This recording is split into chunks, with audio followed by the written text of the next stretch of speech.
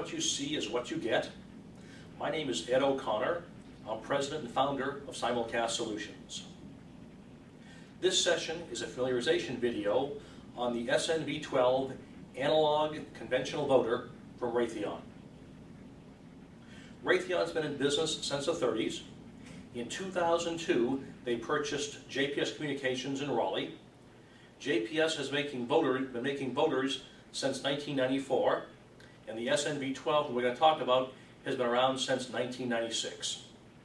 For factory support, please call 919-790-1011, extension 1161, ask for Benny Hillman, and if you have a voter, he can guide you through some of the configuration questions you may have.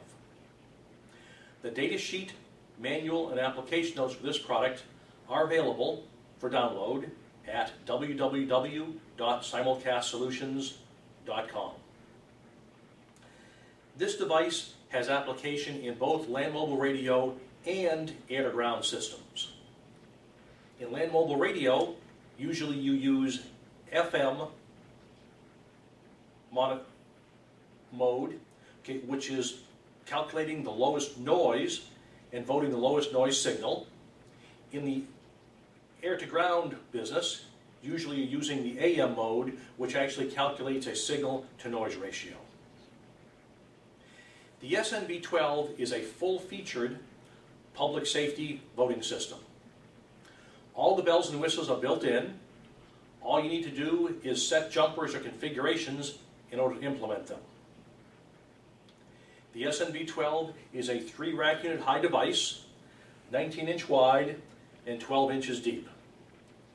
It has a modular construction which allows you to add up to 12 site modules in the chassis itself.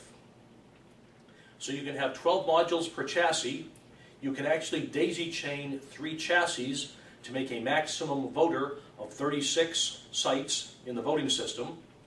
Going more than 36 requires you to go to a primary and secondary chassis and set up a hierarchy. This device can run off either 115 volts or 230 volts AC, and also can run off plus 12 volts DC if you'd like to power it from a DC battery source. Its certifications include FCC Part 15, RoHS, and WYSIWYG. It comes with an 18-month warranty, and the modules, other than the power supply and the CPU, are hot swappable. As I said earlier, in land mobile radio, we're going to look at the noise content above 2200 hertz.